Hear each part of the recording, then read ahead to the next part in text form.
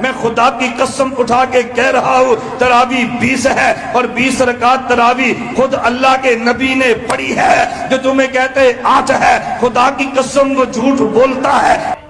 20 رکعت تراویح سنت موقدہ یا بدعت، ایک ایسا علمی و تحقیقی معرکہ جس نے کئی ذہنوں کو الجھایا ہے۔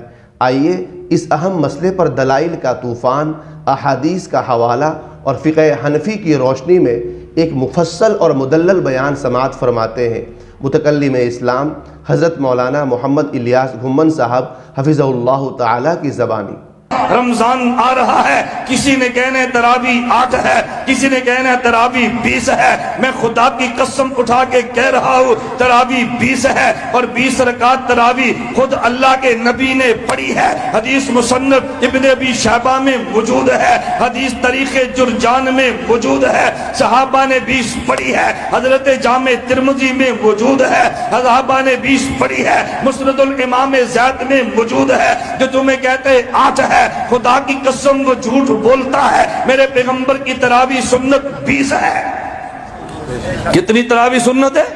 20 تراویح سنت ہے۔ فیصلہ حضرت علی نے دیا، مسند الامام زید، امام زین العابدین، بتا کتنی بہترین سند ہے۔ مسند الامام زید بن علی بن حسین بن علی سارے آل بیت کے راوی ہیں، درمیان میں کوئی راوی بھی نہیں ہے۔ اگر آل بیت کو مانتا ہے تو 20 رکعت تراویح کیوں نہیں مانتا؟ پھر کہہ دے جو 20 رکعت نہیں مانتا وہ نبی کا بھی دشمن ہے، صحابہ کا بھی دشمن ہے، آل بیت کا بھی دشمن ہے۔ جو بند والے نبوت کو بھی مانتے ہیں، صحابہ کو بھی مانتے ہیں، آل بیت کو بھی مانتے ہیں، تراویح بھی 20 مانتے ہیں۔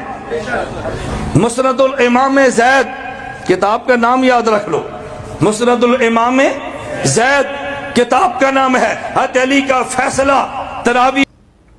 یہ تھے وہ ٹھوس علمی دلائل جن کی بنیاد پر احناف 20 رکعت تراویح کے قائل ہیں۔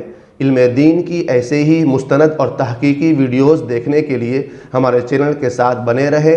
اپنے تاثرات، اپنی رائے کا اظہار کمنٹ سیکشن میں ضرور کریں اور اس پیغام کو عام کرنے میں ہمارا ساتھ دیں۔ جزاکم اللہ خیرا۔